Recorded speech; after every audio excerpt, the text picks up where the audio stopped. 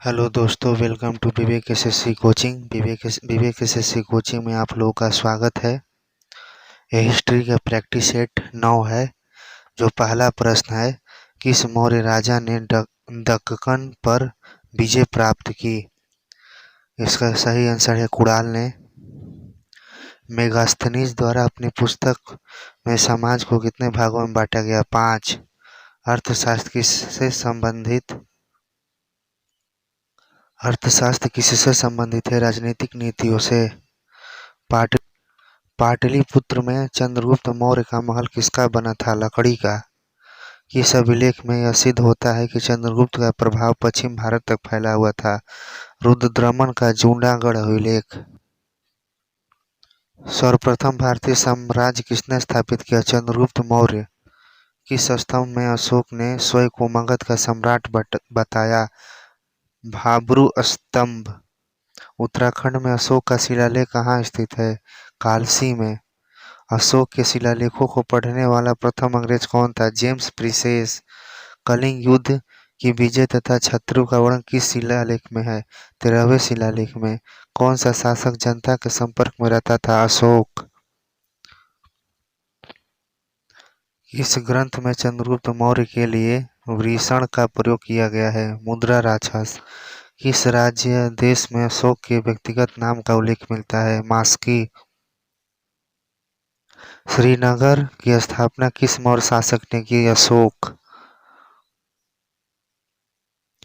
किस ग्रंथ में शूद्रों के लिए आर्य शब्द का प्रयोग हुआ है? अर्थशास्त्र में। किसने पाटलिपुत्र में पोलीब्रोथा कहा था? किसने पाटलिपुत्र को पोलीब्रोथा कहा था? मेगास्थनीज ने।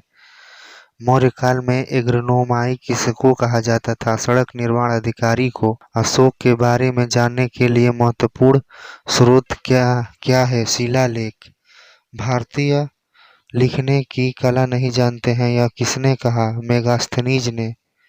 बिंदुसार की मृत्यु के समय अशोक एक प्रांत का गवर्नर था। प्रांत कौन सा है? उज्जैन। किस सैंधवपुरा स्थल से फर्श के निर्मित अलंकृत ईंटों का प्रयोग किया गया है? कालीबंगा।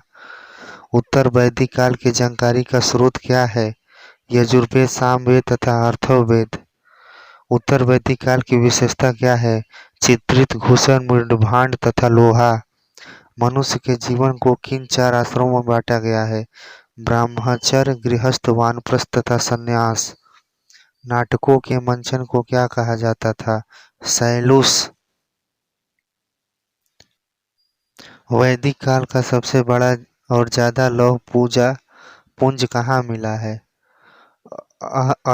अतरंजी खेड़ा। धनवान व्यक्ति को क्या कहा जाता था? ईभय। उत्तर वैदिक काल में किन सिक्कों का जिक्र मिलता है?